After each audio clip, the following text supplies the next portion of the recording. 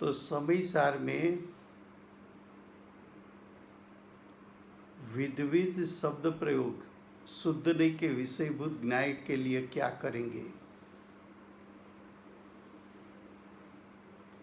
तो ज्ञायक को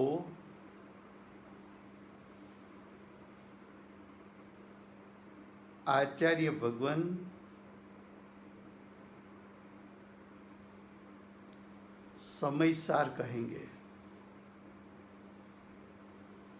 समय सार का अर्थ है समय यानी जीव, जीव में सारभूत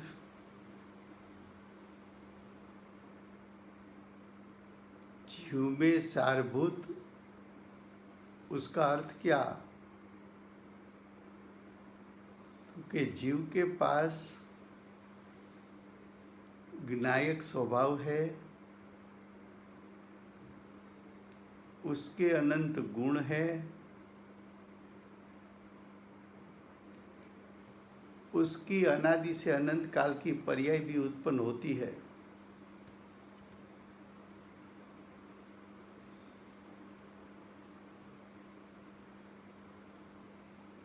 ऐसा जो जीव का स्वरूप है,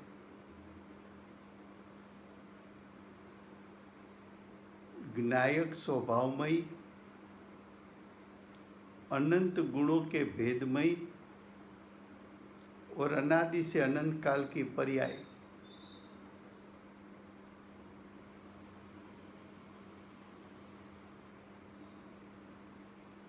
तो उसमें से शुद्धने का विषय कौन है? उसमें सारभूत कौन है?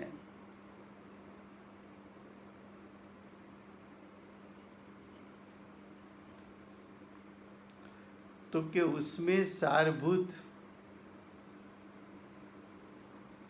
ज्ञायक स्वभाव, उसको समय सार कहा।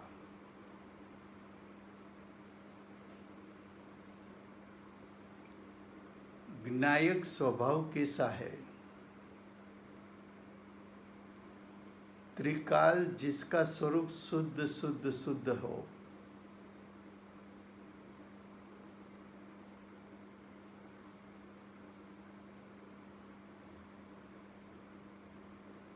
ज्ञायक कैसा है?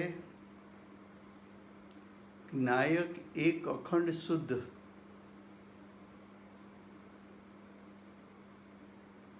जिसमें अशुद्धता का प्रवेश नहीं, जिसमें भेद का प्रवेश नहीं, ऐसा एक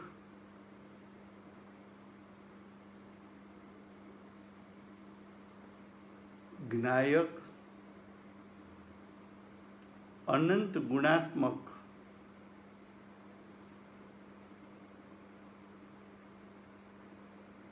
गुणों के भेद रहित अनंत गुणात्मक एक सत्ता,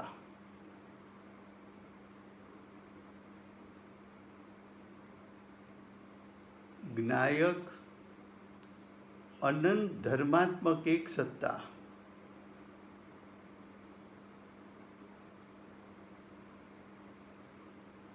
ज्ञायक अनंत शक्ति का पिंड, अनंत शक्तिवान,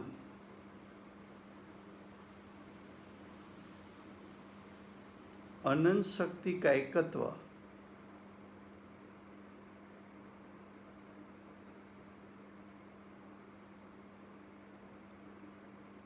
ज्ञायक उसमें अंश नहीं है, भेद नहीं है, अंशी है।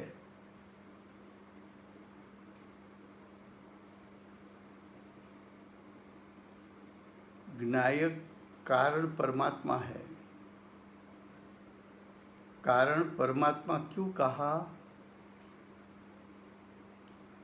कि ज्ञायक को तू कारण बनाएगा तो परिणाम में परमात्मा पद यानी अरियंसित पद की प्रकटता होगी। अर्यन सिद्ध पद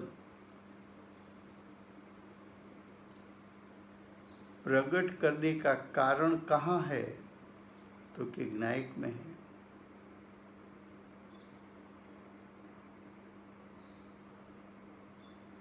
ज्ञायक एक अखंड एक स्वभाव है, उसका खंड नहीं।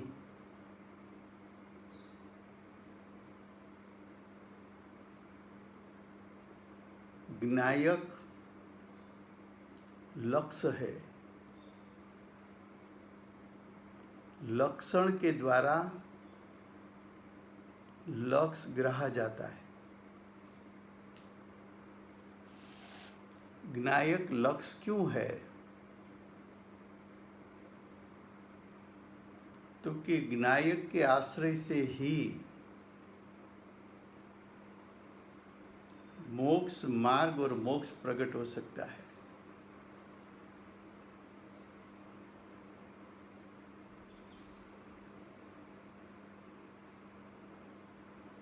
ज्ञायक त्रिकाल शुद्धात्मा है, तीनों काल उसका स्वरूप शुद्ध शुद्ध शुद्ध शुद्ध, एक रूप शुद्ध।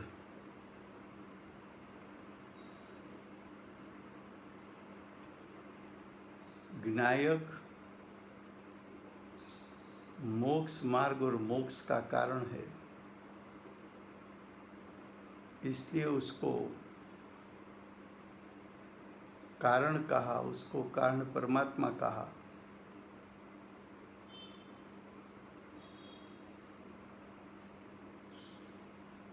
ज्ञायक त्रिकाल उपादान है। उपादान यानी निज शक्ति। ज्ञायक त्रिकाल निज शक्ति है। ज्ञायक त्रिकाल स्वशक्ति है।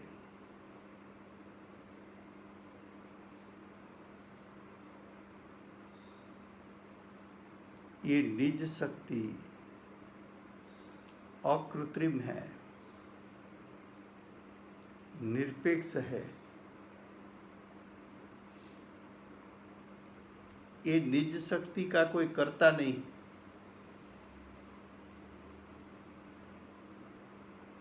ये निज शक्ति का कोई कर्ता नहीं, स्वयं है।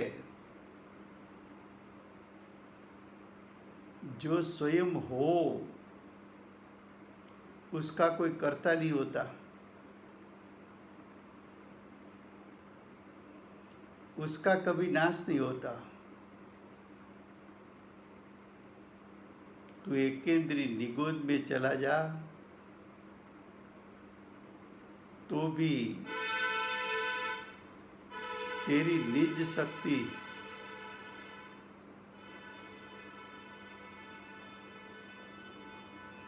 जैसी है वैसी है। निज शक्ति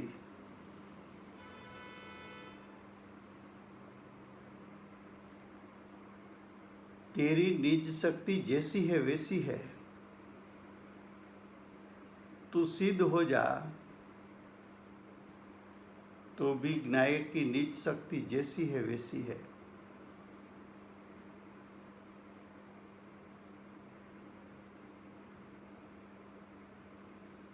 ज्ञायक त्रिकाल निज शक्ति है, हानि वृद्धि रहित निज शक्ति है।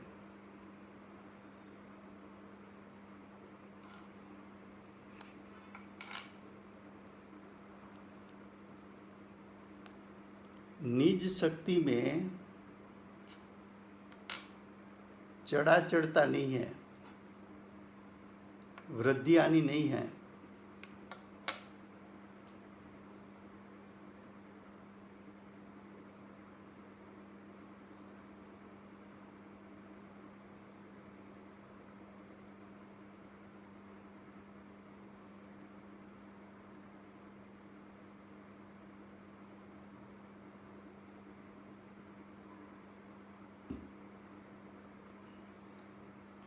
ज्ञायक दर्शन ज्ञान की ज्योत है।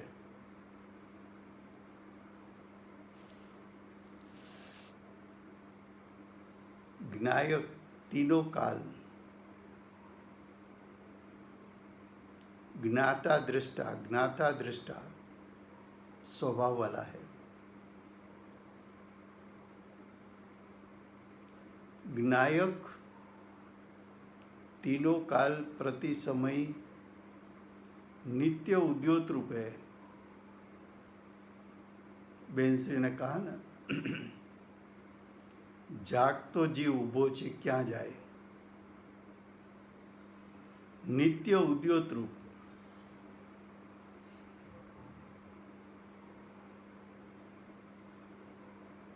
ભગવાનના દર્શન ક્યારે થાય? તો કે ભગવાન તો જીન મંદિરમાં છે, તો જ્યારે જા ત્યારે થાય। એમ જ્ઞાયક એના ઉપર દ્રષ્ટિ ક્યારે કરાય? તો કે જ્ઞાયક તો नित्य उद्योत रूप है। वो तो तेरे पास साक्षात विद्यमान विद्यमान विद्यमान विद्यमान है। जब तू चाहे तब दृष्टि कर सकता है।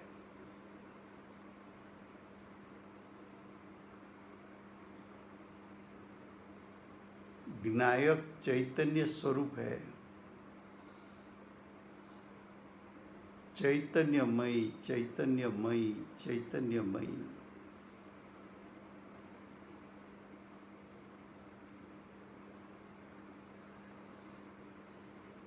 ज्ञायक अचल है, अचल। उसका असल स्वरूप चलायमान नहीं हो सकता।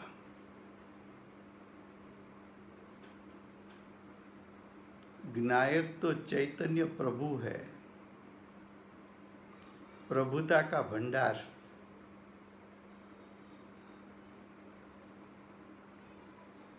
प्रभुता से भरा हुआ। ज्ञायक स्वतंत्रता से शोभायमान।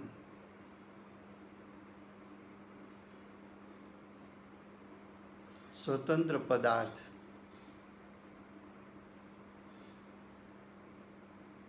प्रभुत्व शक्ति के कारण ज्ञायक स्वतंत्रता से शोभायमान है। तीन काल में कभी भी परतंत्र नहीं होता।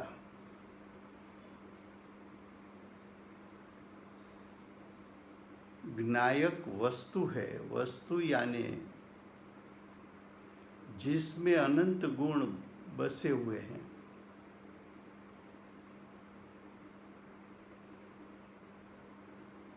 जिसकी सत्ता में अनंत गुण बसे हुए हैं।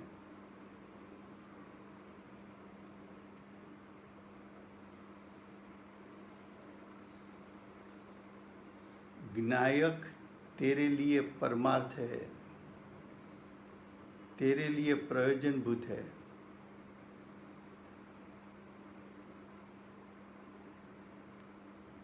तेरे लिए ज्ञायक प्रयोजनभूत है, क्योंकि उसके आश्रय बिना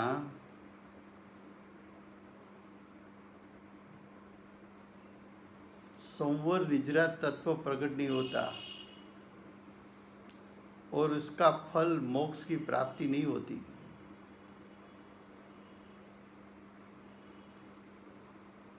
ज्ञायक स्व से एकत्व स्वरूप और पर से विभक्त स्वरूप, ऐसा स्वरूप उसका तीनों काल है। ज्ञायक स्व से एकत्व, स्व के अनंत गुणों के साथ एकत्व है, स्व के अनंत धर्मों के साथ एकत्व है, स्व की अनंत शक्ति से एकत्व और पर से पर के द्रव्य क्षेत्र काल भाव से विभक्त भिन्न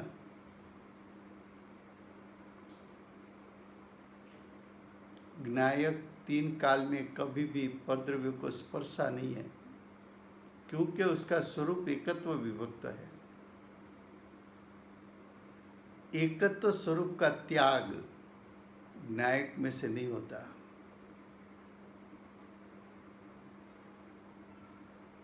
ज्ञायक निर्मल विज्ञान घन है, निर्मल ज्ञान का पिंड।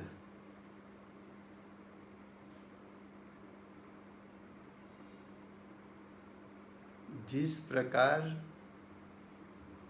आइस शीतलता का पिंड है, उसी प्रकार ज्ञायक निर्मल विज्ञान घन है।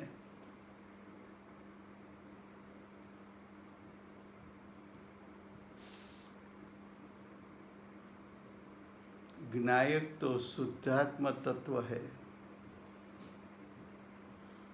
तत्व का अर्थ है तेमयी,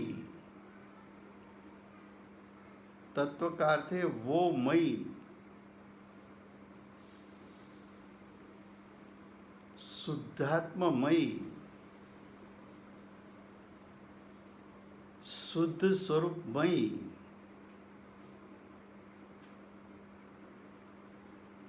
ज्ञायक स्वसंवेदन स्वरूप,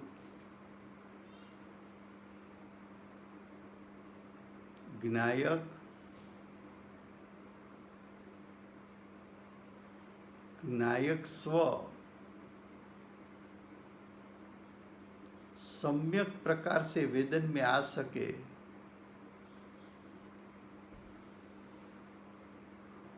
स्व संवेदन स्वरूप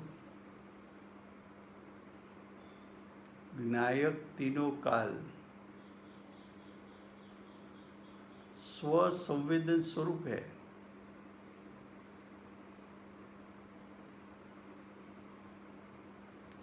उसका तू अनुभव कर तो प्रत्यक्ष है।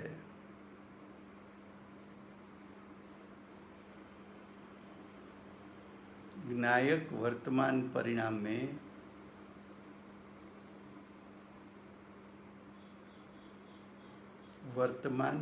में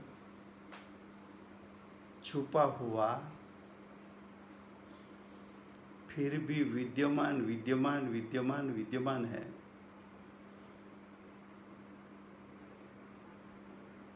उसका अनुभव कर तो अनुभव प्रत्यक्ष हो सकता है।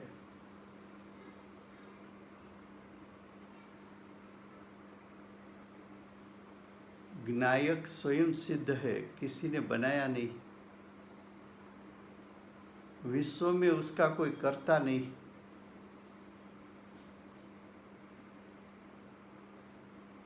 जो है उसका कर्ता कौन हो सकता है?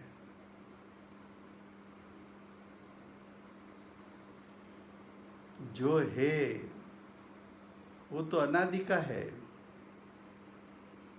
जो है वो तो अनंत काल रहेगा।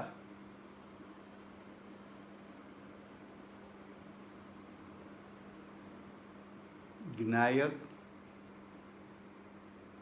स्वयं सिद्ध पदार्थ,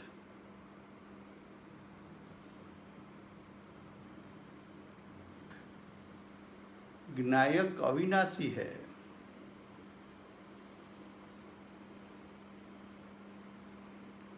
उसका कभी नाश नहीं होता।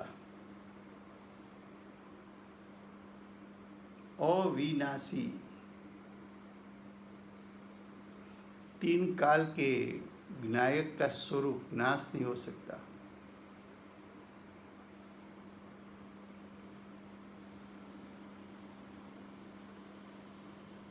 ज्ञायक स्पष्ट प्रकाशमान ज्योति है।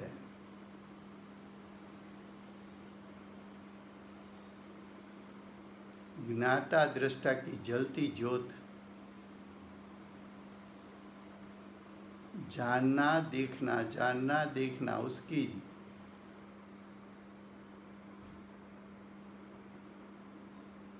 जान सके, देख सके,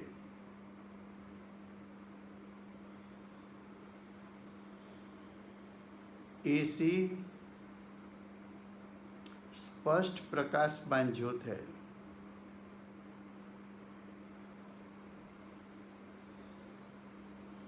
ज्ञायक को परम भाव कहा।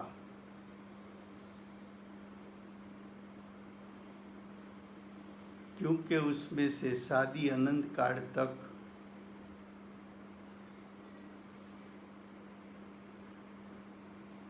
अतीन्द्रिय ज्ञान, अतीन्द्रिय सुख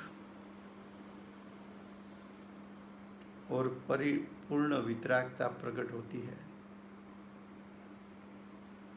इसलिए वो परम भाव है।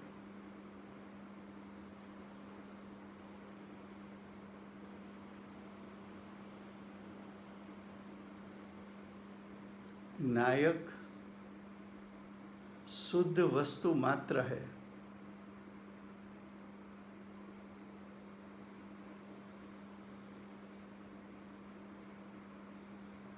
ज्ञायक का दूसरा कोई वर्णन नहीं हो सकता। शुद्ध आत्म वस्तु,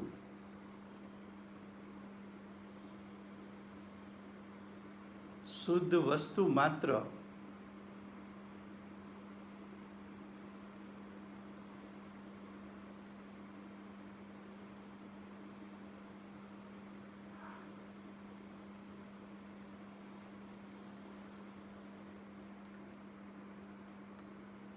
त्रिकाल शुद्धात्मा यानी ज्ञायक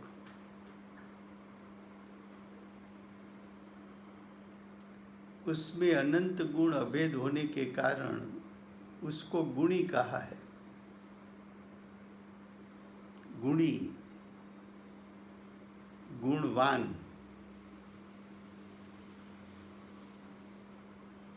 अनंत गुण के सामर्थ्य वाला।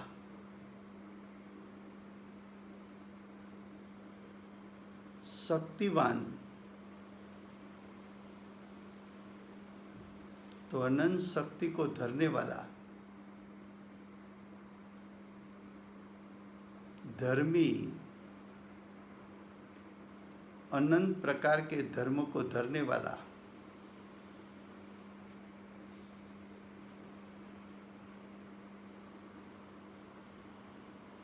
विनायक का एक एक गुण, एक एक स्वभाव है। वो सभी गुणों को धरने वाला यानी स्वभाववान है।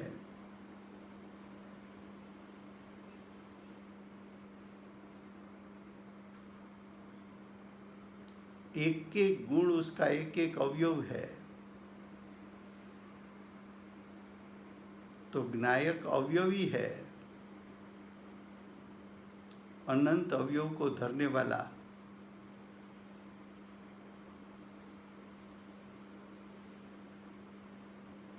भेद से देखा जाए तो ज्ञायक में अनंत भेद है,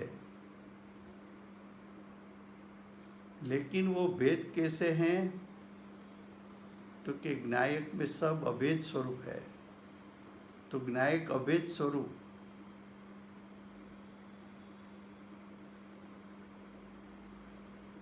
एक एक गुण को भाव कहो तो ज्ञायक भाववान, सभी भावों को धारण करने वाला।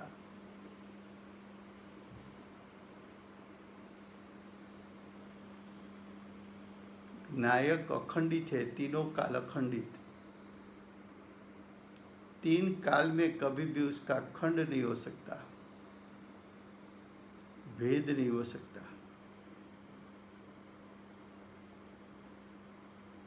एक ज्ञायक शाश्वत है, तीनों काल रहने वाला,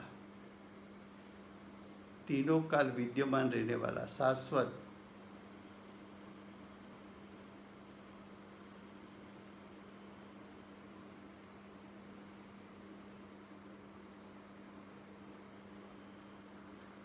नायक में अनादि से अनंत काल की पर्याय की उत्पत्ति करने का सामर्थ्य होने से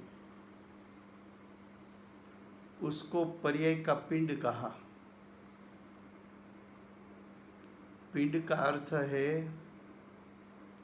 अनादि से अनंत काल की पर्याय प्रकट करने का शक्ति रूप सामर्थ्य, उसको पिंड कहते हैं। पर्याय का पिंड है।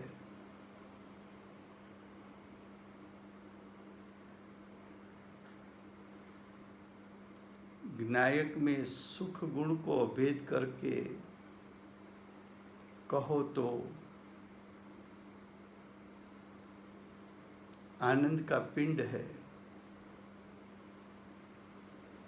ज्ञान और सुख का पिंड है।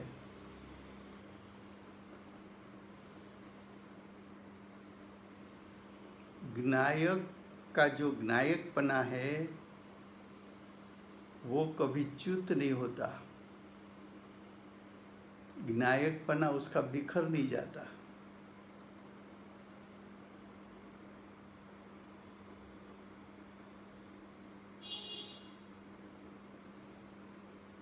ज्ञायक तीनों काल एक रूप, एक रूप, एक रूप, एक रूप, उसका कोई दूसरा रूप नहीं, सदा एकाकार।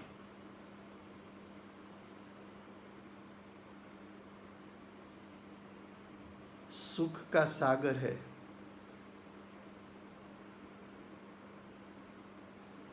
विनायक सुख का सागर,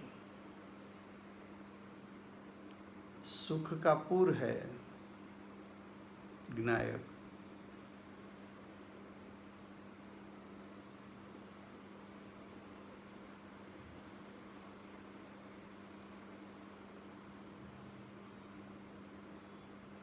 विनायक का लक्षण चैतन्य लक्षण है। विनायक चैतन्य चमत्कार स्वरूप है। तीनों काल एकाकार चैतन्य मात्र, चिन्ह मात्र है।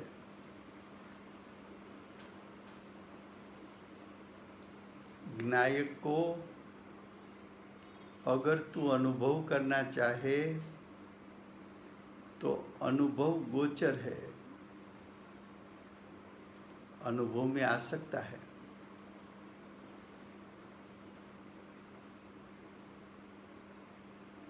अनुभव में आ सकता है, इसलिए विनायक को अनुभूति स्वरूप कहा है।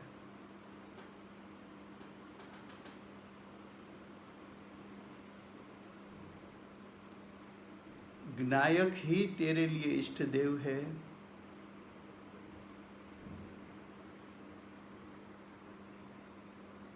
विनायक ही परम ज्योत है।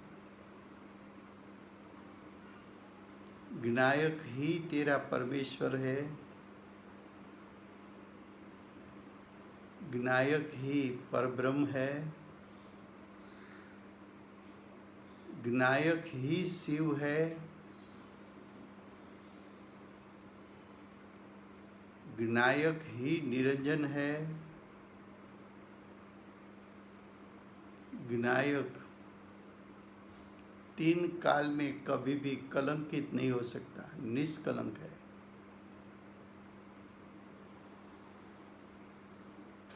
विनायक अक्षय है, उसका क्षय नहीं होता, उसका नाश नहीं होता। विनायक अव्ययी, विनायक का व्यय नहीं होता।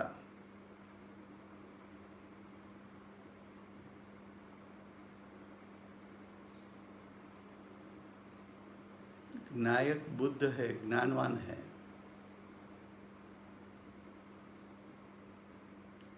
विनायक अनुपम है, उसको किसी की उपमा नहीं दे सकते।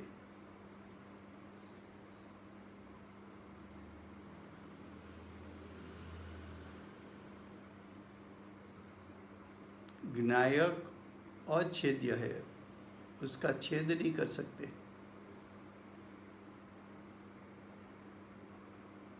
विनायक अभेद है, उसका भेद नहीं कर सकते।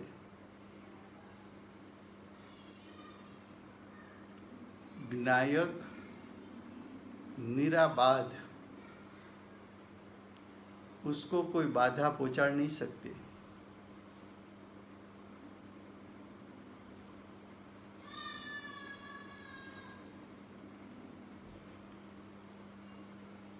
विनायक ही जिन है, विनायक ही अर्यंत है,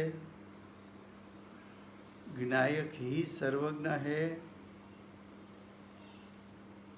विनायक ही चिदानंद है, चैतन्य आनंद स्वरूप है।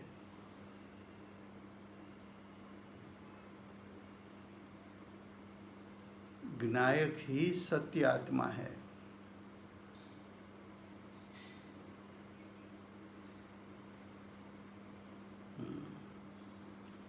विनायक ही सर्वज्ञ है, विनायक ही जिन है, विनायक ही अनंत है, विनायक ही वितराग है, विनायक ही चैतन्य आनंद स्वरूप है, विनायक ही सिद्ध स्वभावी है, विनायक ही सत्य आत्मा है।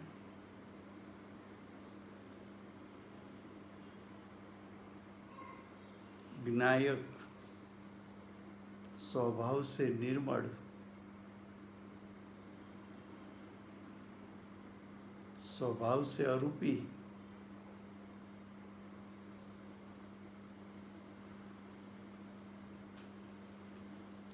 तेरा ज्ञायक तेरा आप्त है,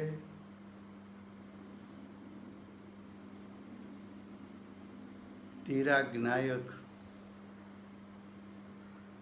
वही भगवान है, तेरा ज्ञायक सिद्ध समान है। ऐसा शुद्धने का विषय स्वरूप, विनायक का स्वरूप आचार्य भगवान समय सार में दिखाएंगे। ऐसे शुद्ध स्वरूप का चिंतन करने से शुद्ध स्वभाव की महिमा आती है।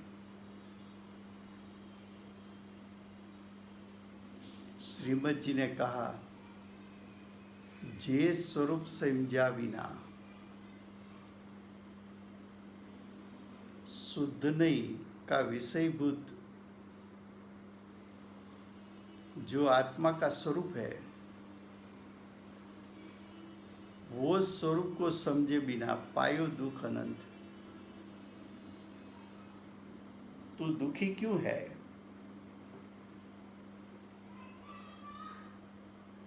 तेरा आत्मा का असल स्वरूप न तो जाना है, न तो देखा है, न तो उस पर दृष्टि दी है, न तो उसका अनुभव किया है।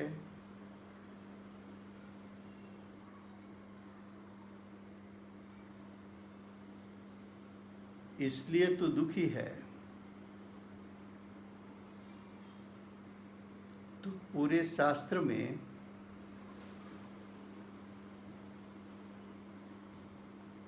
शुद्धने के विषयभूत विनायक का स्वरूप ऐसे दिखाएंगे। अब व्यवहारिक का विषय, गुण भेद और पर्याय भेद।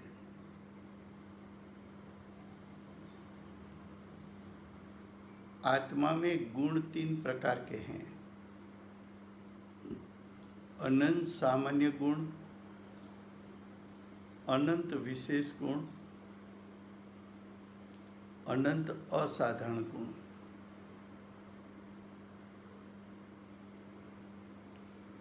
गुण भेद है, विनायक का भेद है।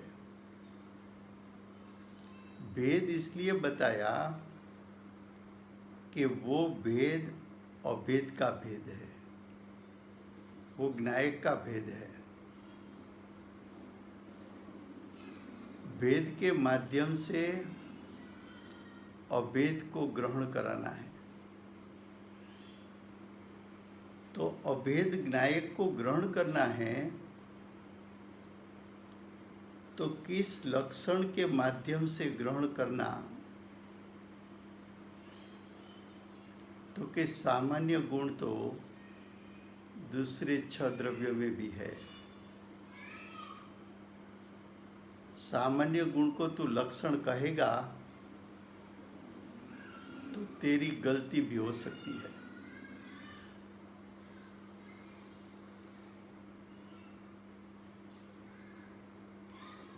विशेष गुण एक से अधिक द्रव्य में होता है। विशेष गुण को लक्षण कहेगा तो भी गलती हो सकती है। असाधारण गुण भी अनंत है। असाधारण गुण तेरे में है, दूसरे 5 द्रव्यों में नहीं है। इसलिए असाधारण गुण के माध्यम से ज्ञायक को ग्रहण करना आसान है। लेकिन असाधारण गुण तो अनंत है, तो कि वो अनंत गुणों में मुख्य गुण श्रद्धा है, ज्ञान है, दर्शन है, चारित्र है, सुख है, वीर्य है, ऐसे मर्यादित गुण मुख्य है।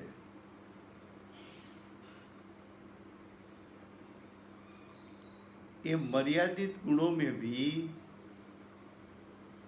2 गुण वेदनभूत है, ज्ञान और सुख।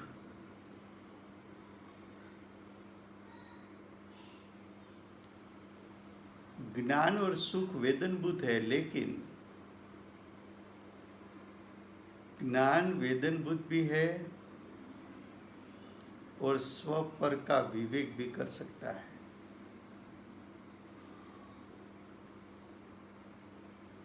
इसलिए ज्ञान को लक्षण बनाकर ज्ञायक को ग्रहण कर ले, क्योंकि ज्ञान अभेद का भेद है। ज्ञान ज्ञायक का ही भेद है। ज्ञान ज्ञायक में अभेद है। तो ये भेद के द्वारा अभेद को ग्रहण करने से मोक्ष मार्ग और मोक्ष प्रगटेगा।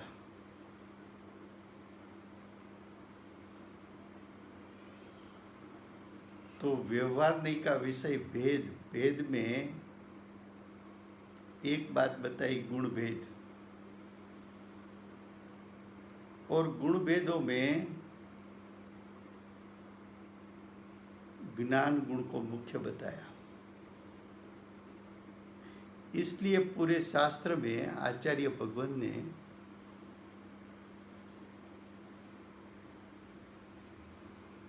ज्ञानति आत्मा, ज्ञानति आत्मा, ज्ञानति आत्मा कही। अब पर्याय का भेद।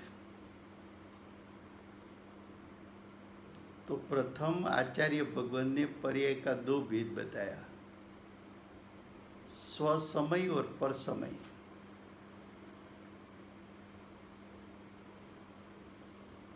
स्वसमय में भी ज्ञायक छुपा है, परसमय में भी ज्ञायक छुपा है। स्वसमय परसमय को गौण कर दे तो ज्ञायक दृष्टि में आएगा, आत्मा की अनुभूति होगी। उसके बाद पर्याय का दूसरी तरीके से 2 भेद बताया, प्रमत और अप्रमत।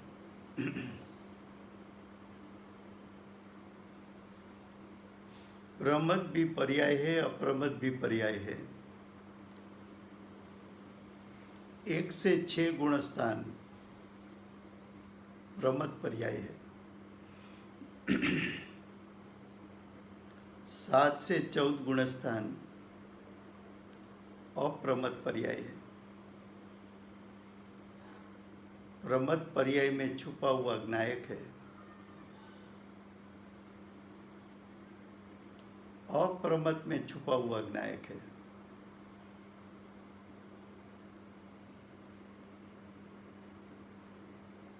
तो प्रमद अप्रमद पर्याय को गौण करके ज्ञायक को ग्रहण कर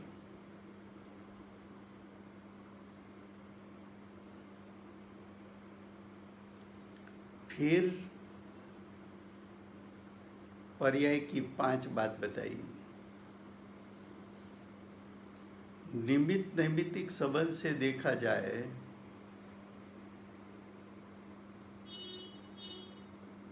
तो आत्मा पर को स्पर्श करता है। ये निमित्त नैमित्तिक संबंध को गौण करके ज्ञायक स्वभाव के पास चला जा। निमित्त नैमित्तिक संबंध से देखा जाए तो आत्मा कर्म से बंधा हुआ है।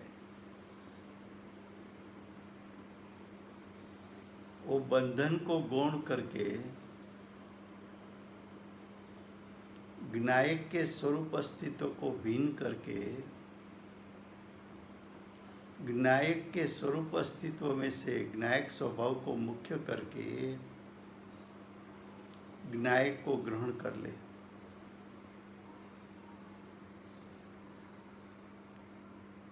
उसके बाद बताया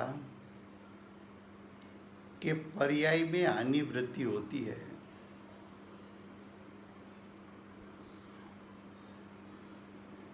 तो पर्याय में हानि वृद्धि एकेंद्रीय जीव का ज्ञान का उगाड़ और सर्वज्ञ परमात्मा के ज्ञान का उगाड़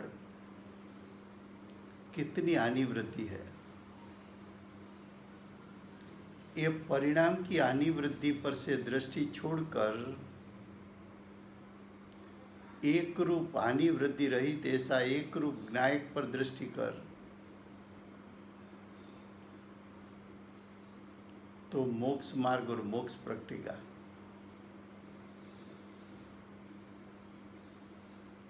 चौथी बात बताई कि 4 गति असमान जाति द्रव्य पर्याय है। वो भी एक निमित्त नैमित्तिक संबंध है। वो असमान जाति द्रव्य पर्याय में से देह से भिन्न ज्ञायक का स्वरूप अस्तित्व उसका भेदरूप श्रद्धा और ज्ञान करके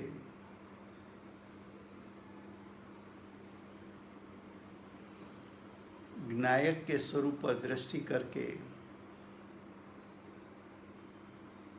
आत्मा का अनुभव कर ले। 5वीं बात बताई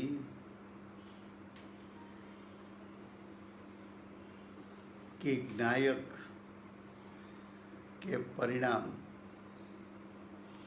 कर्म के संग में आने से संयोगी भाव यानी मोह राग द्वेष उत्पन्न होता है।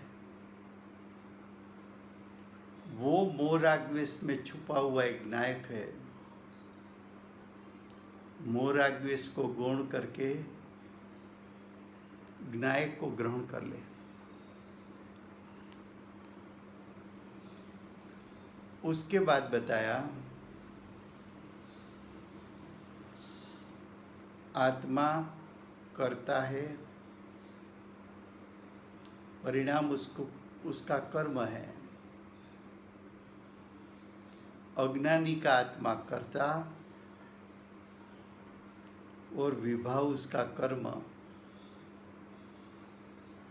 वो विभाव में छुपा हुआ ज्ञायक है। विभाव पर से दृष्टि छोड़कर ज्ञायक स्वभाव पर दृष्टि कर दे।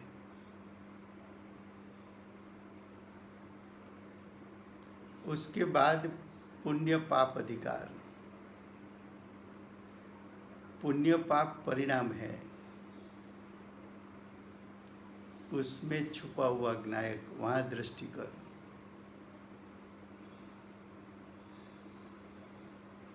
उसके बाद आश्रव अधिकार। आश्रव भी परिणाम है, उसमें छुपा हुआ ज्ञायक दिखाना है। संवर तत्व और निजरा तत्व, शुद्धि की प्रगटता और शुद्धि की वृद्धि, वो भी परिणाम है, उसमें छुपा हुआ ज्ञायक है, उसको ग्रहण कर। बंध,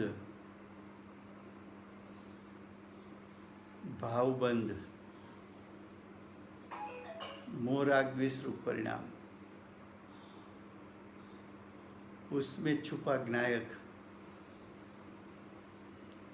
उस पर दृष्टि करके, ज्ञायक पर दृष्टि करके मोह राग द्वेष को छोड़ दे।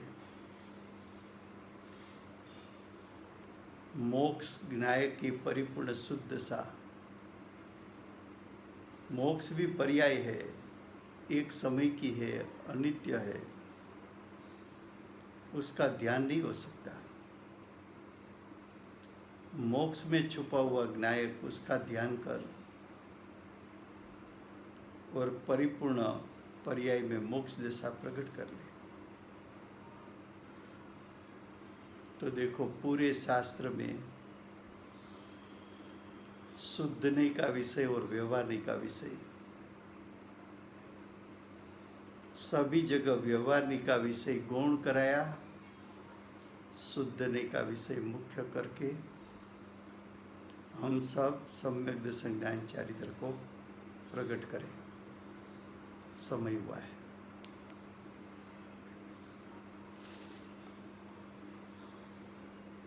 कौन जय बुलाता है?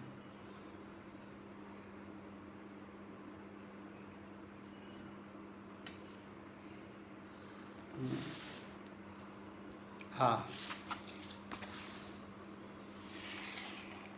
जय हो, जय हो, जय हो, जय हो। माता जी जय हो, जय हो, गंधर्व भगवान जय हो, जम्बूद्वीपति विराजमान भनार सर्व जिनेन्द्र भगवंतो जय हो, जय हो, जय हो। श्री कुंद कुंद आचार्य देवनो जय हो, जय हो। थैंक यू राजू भाई। जय Jayendra. Thank you very much Raju भाई। जय जिनेन्द्र। जय जयेंद्र। जय जयेंद्र। जय जयेंद्र। जय जिनेन्द्र। जय जयेंद्र। जय जयेंद्र। Thank you. जय जयेंद्र। बधाने थैंक यू। जय जिनेन्द्र राजू भाई। जय जयेंद्र।